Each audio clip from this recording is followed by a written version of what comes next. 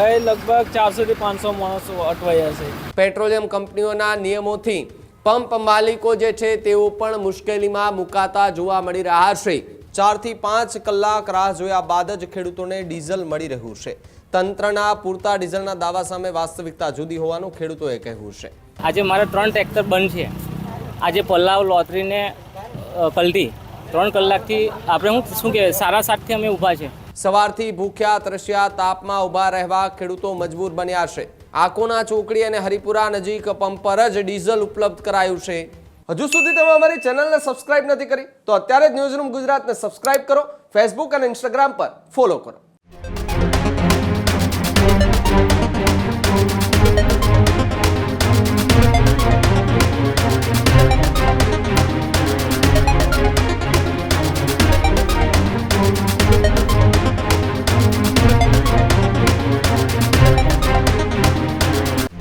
રાજ્યમાં અનેક પેટ્રોલ પંપો પર સ્થિતિ જે છે તે કફોડી બનતી જોવા મળી રહી છે અને આના જ કારણે ખેડૂતો એ લાંબી લાઈનો લગાવીને ઉભેલા જોવા મળી રહ્યા છે। ત્યારે સમાચાર છોટાઉદેપુરના નસવાડીથી મળી રહ્યા છે। નસવાડી તાલુકામાં ડીઝલ માટે ખેડૂતોને ભારે હાલાકીનો સામનો કરવો પડી રહ્યો છે। ડીઝલ મેળવવા ખેડૂતો કેરબા લઈને કલાકો સુધી લાઈનમાં ઊભા હતા। 4 થી 5 કલાક રાહ જોયા બાદ જ ખેડૂતોને ડીઝલ મળી રહ્યું છે। નસવાડીની અંદર 5 માંથી 3 પેટ્રોલ પંપ પર ડીઝલનો જથ્થો ખૂટ્યો છે।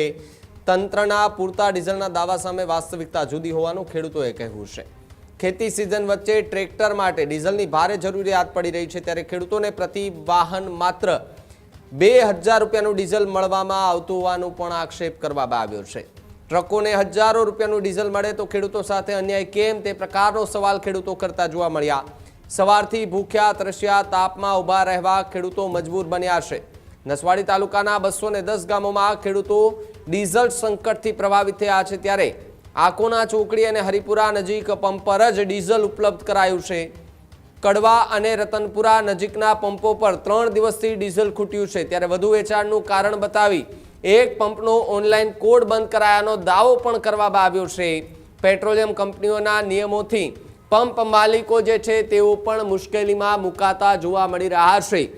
ગુજરાતની ચારે દિશાની વાત કરીએ, ઉત્તર, સૌરાષ્ટ્ર, મધ્ય ગુજરાત હોય કે પછી દક્ષિણ ગુજરાત હોય, તમામે તમામ પેટ્રોલ પંપો પર ખેડૂતોની લાંબી કતારો જોવા મળી રહી છે। ખેડૂતોની ધીરજ ખૂટતી જોવા મળી રહી છે। એક તરફ હવે ચોમાસું માથે આવી રહ્યું છે તો બીજી તરફ ખેડૂતોને પૂરતું ડીઝલ નથી મળી રહ્યું અને આના કારણે ખેડૂતો જે છે તે હવે ચિંતિત બન્યા છે કે સમયસર જો ડીઝલ નહીં મળે, હાથી નહીં હાકે, ખેતર નહીં ખેડીએ અને વરસાદ આવી જશે તો પછી અમારે એ પાકની વાવણી ને બધું કેવી રીતે કરવું?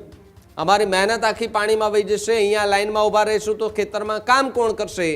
એ પણ એક અહીંયા સવાલ જે છે તે ઊભો થતો હાલ જે છે તે જોવા મળી રહ્યો છે અને આના જ કારણે કેટલાક ખેડૂતો જે છે તે મોટી સંખ્યામાં લાઈનોની સાથે કેરબા લઈને પેટ્રોલ પંપો પર પહોંચી રહ્યા છે અને હાલ તો ડીઝલની અછતના કારણે ખેડૂતોને ભોગવવાનો વારો આવ્યો છે। આ ખેડૂતોને તકલીફ છે ને ડીઝલની પડે છે, બીજો કોઈ પ્રશ્ન નથી। અને અત્યારે શું છે, ખેડૂતોને કલ્ટીને ટ્રેક્ટર બધા બહુ મારવાના થાય છે, એના માટે ખેડૂતો લાચાર છે। ના ના, કોઈ જગ્યાએ બધી જગ્યાએ આવે ડીઝલ તો આવે છે પણ આવી લાઈનો જ પડવું પડે છે। હવે લાઈનમાં પડે, કદાચ ના બી મળે, કદાચ મળી જાય, એનું કોઈ નક્કી નહીં। હા, તાપમાં જ ઊભા રહેશે અત્યારે। કેટલા વાગ્યા? અમે લગભગ 8 વાગ્યાના ઊભા છે।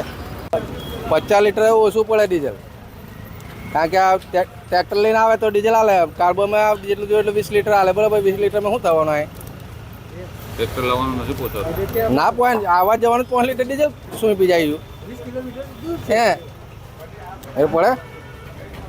આ કેટલા કલાકથી તમે ઊભા છો લાઈનમાં? 4 કલાક।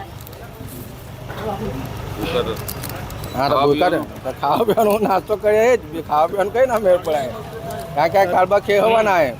અમે હવારના ઉપડ્યા છે કરી લગભગ 7 વાગ્યાના અને ડીઝલ પૂરતું મળતું નહીં। 2000નું આવે છે અને 2000નું તો અમારે કંઈ દડો નહીં થતો, એટલે આ લાઈનમાં બહુ હવારના ઉપડ્યા છે અમે લાઈન છતાં પણ અમારે ડીઝલ નહીં બહુ મળતું। બહુ એટલે ખેડવાનો અત્યારે બહુ ચાલે છે, ખાતર નહીં મળતું, ડીઝલ નહીં મળતું, બહુ તકલીફ પડે છે। કેટલા લોકો લાઈનમાં ઊભા છે? હવે લગભગ 400 થી 500 માણસો અટવાયા છે. શું માંગ સરકાર પાસે? સરકારને ખાલી આ ડીઝલની વ્યવસ્થા સારી કરે એટલી માંગ છે. છે આજે મારા 3 ટ્રેક્ટર બંધ છે.